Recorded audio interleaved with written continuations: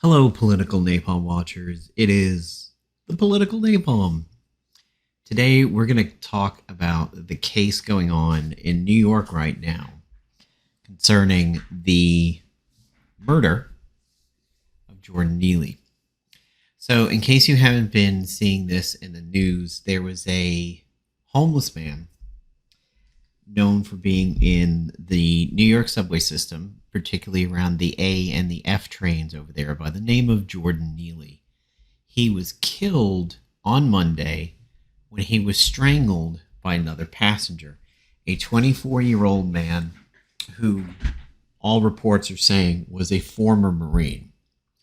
What seemed to happen on that particular day was that Jordan Neely was on the F train in Manhattan, acting erratically, saying he had nowhere to live, he had no food, he had nothing to drink. He didn't care about going to jail. He didn't care about whatever sentence he would get, and began to act belligerently, loud, and aggressive. A video was filmed by somebody who had a phone and filmed the chokehold, which would eventually lead to Neely's death. I'm going to say it straight out here in the beginning of the video and then plead my case as the video goes on, that I, in my most humble of opinions, believe that this is not a case anybody should begin to politicize or try to hoist up for political gain. This should not be treated as another Floyd situation. This should not be treated as a racial crime, because going down the path of really highlighting this extremely senseless murder is one of those ones where the indictment should be on the system rather than any one part of this. And that's what I'm going to attempt to explain in this video. This should not be a case of the Marine was a hero, he saved people from harm or injury. This should not be the case of this was a poor man down on his luck that was unfairly shuffled off of the mortal coil. There is a system-wide problem that is going on here that allowed things to continue in Jordan Neely's life that should not have happened. So I'll put links up in the description, but this one article here by The Cut that I fished up yesterday was a really interesting article. I thought it was going to be very biased at first, but then it actually smoothed out. I think this was some pretty good reporting over here by this piece of media called The Cut that I'd never really heard of before. On Monday afternoon, a man was riding the F train in Manhattan and put Jordan Neely in a chokehold.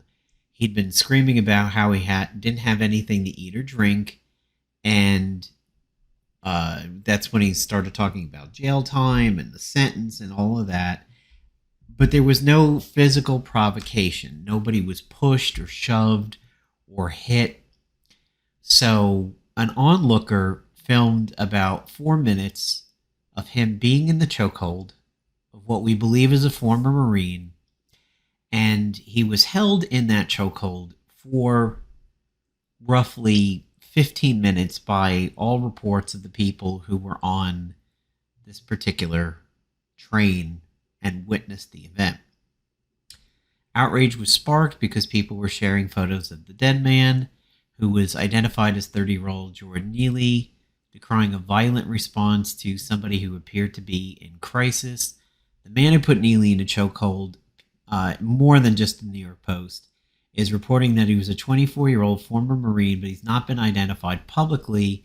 He was brought in for questioning and released with no criminal charges. However, the medical examiner's office has ruled his death a homicide, which means at a later point in time, this person, this former Marine, could face manslaughter charges, and in my opinion, absolutely should.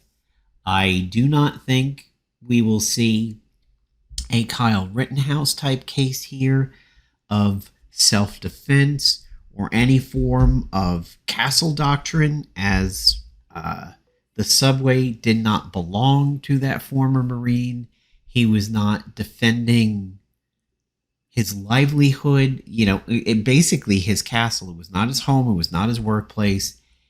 It was vigilantism. And perhaps, and not even perhaps, believably too aggressive of a vigilantism for the situation that happened.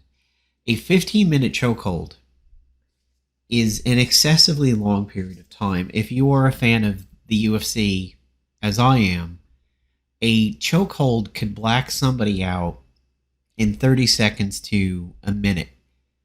It is typically monitored by the referee picking up an arm to see if the person is limp.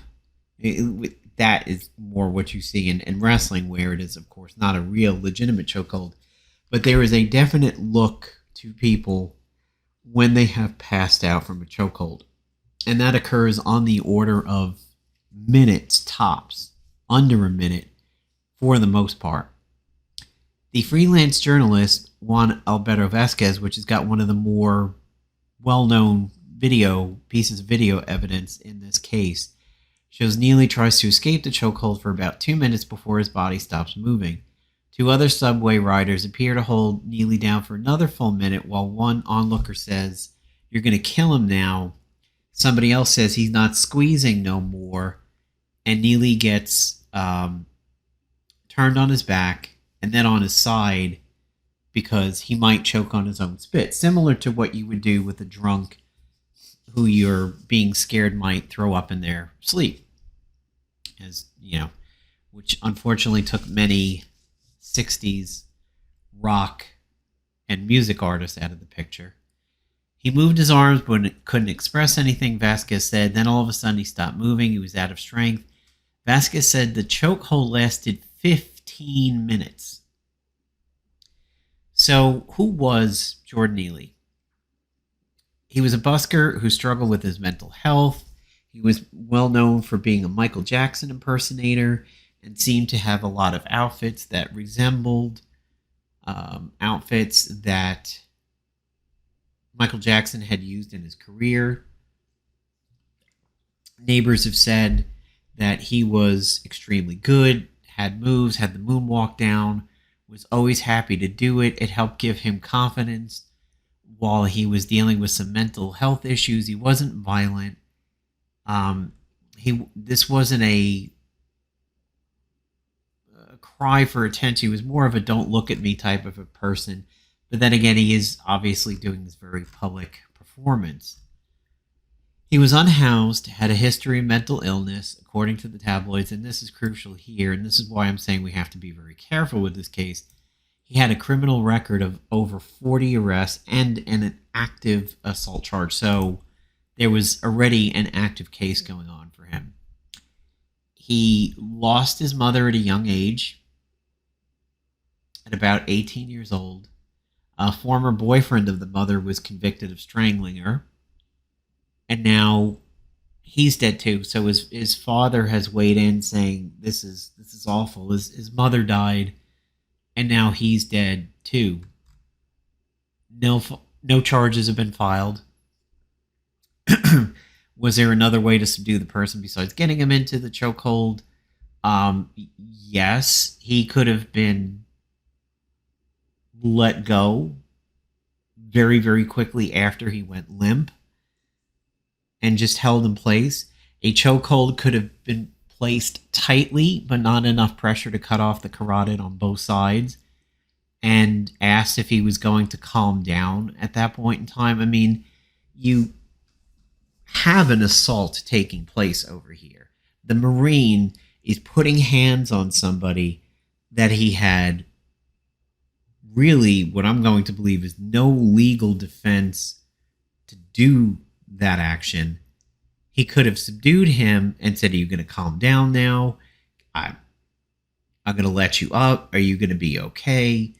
Nobody can really tell that this person is going through a mental health crisis or having an event.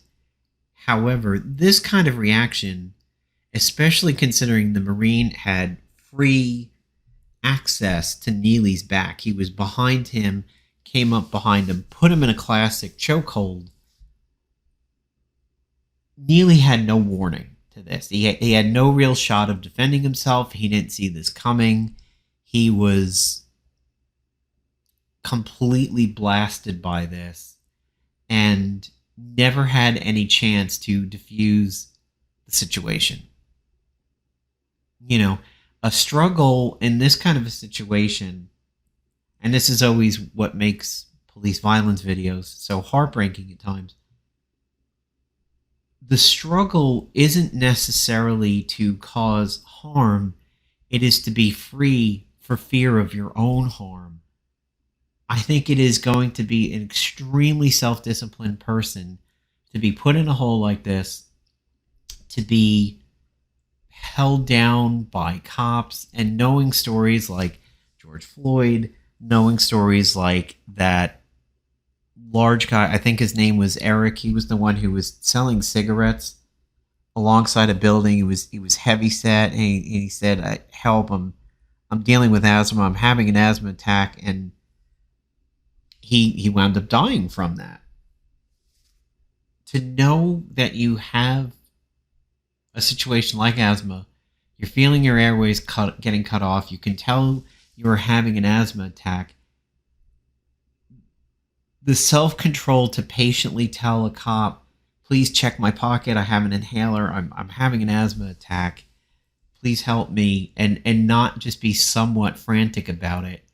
I think that is a self-control that a lot of people just don't have in life, and you're fearing for your life, and you're trying to get free, and you're trying very hard not to die. It's a self-preservation instinct. And had this Marine tried to de-escalate a little bit and say, I'm going to let you up, I'm going to loosen this, are you going to be good, are you going to keep this up, are you going to hurt anybody, should have been what was happening in this situation. However, that is not what happened, and now he's dead.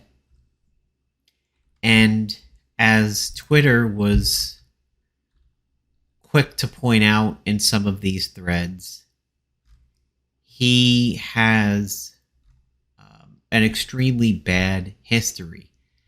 40 plus incidents. People weighing in on Twitter saying, I know of this guy from the F route. I've seen him harass people. He pushes people towards train tracks, and he's been aggressive before. There are a lot of anecdotes saying that he was problematic. It's not in this particular thread. It was in one that I saw yesterday and wasn't able to dig back up. However, whatever this man did is similar to how a lot of people defended the Rittenhouse case, saying, well, the people Kyle Rittenhouse killed, they were all bad people, and the person that he injured, all three of these people were bad people. It's not as if Kyle knew that. He was not in a place to act as judge, jury, and executioner. He did not have any knowledge of what these three people did. And it is the same thing for the Marine. Likely, we don't know if this Marine has been on this route before and has seen this man several times. That will have to come out in the future if this ever goes to trial. But there is anecdotes that Neely has been problematic on the F route several times in the past. That does seem to be bolstered in reality by the fact that there have been 40 cases with him. Why I said this shouldn't be politicized, why people like AOC should not be making a big deal of it, why people who are pro the Marine in the situation and against Neely in the situation, why it should not be politicized in any way is because of the sensitivity around this case. And the sensitivity stems from not a racial issue, not a political issue. It is a mental health issue. It is the entire New York system issue on this one. If this man has had 40 some odd cases in his past, why is the transit authority still allowing him to be in the area? If you trespass somewhere 40 plus times, do you honestly think you would ever come close to that place again? You can't have 40 DUIs. You can't have 40 traffic violations. It is such an excessive number that Jordan has gone through. I feel like the system has failed everybody in this scenario well before this week's events happened. Why was he not getting help? Obviously, he's homeless. He's not going to be able to pay for any of this. But why, after seeing 10, 20 some odd cases, 15 some odd cases go by, why was nobody reaching out to this person and getting him the help that he needs? If it was a mental health crisis, and that is the reason for him being homeless, being belligerent because he's not very in control of his emotions or thoughts, perhaps bipolar, depressed, suicidal, whatever the case is with Jordan, why was he not getting the help that he needed so that these events right here would stop happening? How could the transit authority continue to let this man into the subway system when so many of events have occurred in the subway system? I feel like it is not, this should not be ID politics. It should not be the case of the left being outraged that he died, or the right pointing out, but look at his criminal history, and this was a belligerent man, and he was a menace, and all these other things. I don't think either one of those sides is right. This is one of those ones where, down the middle, this should have never happened. He should have never been in the position this week to have been choked out by this former Marine. And this former Marine, also, similar to police training, should have known when to stop and when to let go. There was a comment here where people were weighing in as to whether or not they thought he had died during the chokehold because it was brought up that, hey, people defecate when they die. I was warned that when my cat in 2020 had to be put down due to some heart issues and repeated attempts to make him well. It was believed to be at a standstill at this point, and I was faced with the decision of letting him go. And I opted to do that under the belief of what the vet was saying, that the pain will continue. The fixes are coming with too short a time in between them. It's time to let him go. And I was told he, may lose function back there. And I was warned about that. So it is a true thing. But the chokehold lasted 15 minutes as they waited for police to respond. It was even held as the train stopped at the subway station and the doors opened. This is when a lot of people left. I think no one thought he was in a risky situation because he was defending himself. Then when he had it on his side, he kept kicking, so we thought that's him defending himself. One person in the video can be heard questioning whether Neely had been fatally injured, pointing out that defecation is a sign that he had died. I don't know if this implies that the comment was made because he is defecated, or it was the belief that he was still alive because he hadn't. And Vasquez said he was conflicted over whether he thought the rider who subdued Neely went too far. The answer is yes. You had the man's back. You had him blindsided. You have him down. You have him restrained. You could let up the pressure on the carotid and wait until the next stop, when hopefully exactly what you see here in the picture, transit authority and police arrive. Or, you know what, wait until the next station and get up knowing that you are a former Marine and have some training. Could have just waited for the doors to open and just booted the guy out. The wrong choices happened this day. It is my opinion this man should definitely be brought up on manslaughter charges. Now that has been ruled a homicide. I don't think self-defense holds up in this scenario whatsoever. But it is truly my belief that Neely should have never been in this situation Monday.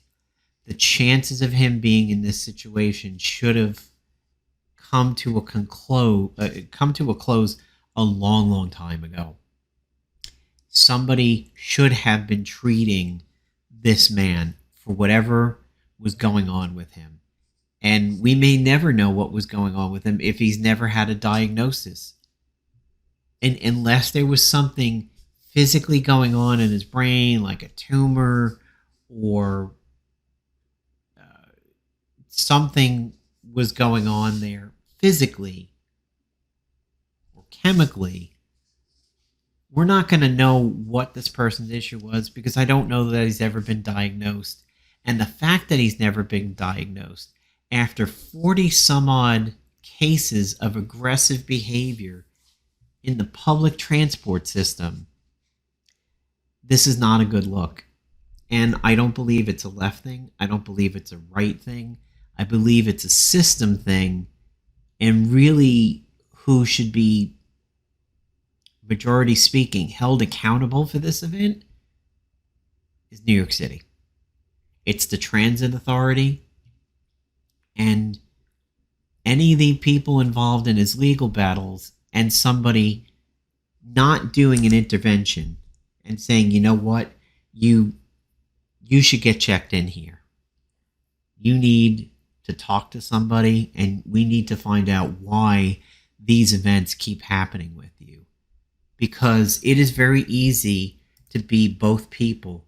You can be this person and be incredibly talented, have the look to be a Jackson impersonator, have the gear, the moves, all of this. You could be this talented, this amazing, and still be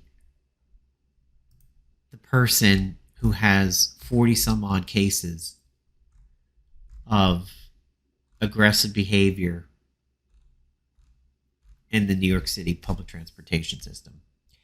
And I caution everybody who attempts to use this particular case for political gain. I think nothing good will come of it. And there's enough on both sides to pick everything apart. I would be very, very careful of thinking that this is another Floyd situation. I think this goes far deeper, and really, as I've said before, the indictment is upon the entire system that surrounded Neely and the lack of getting him the help that he needed so that he would have never been in this situation this week. It's the Political Napalm, signing off.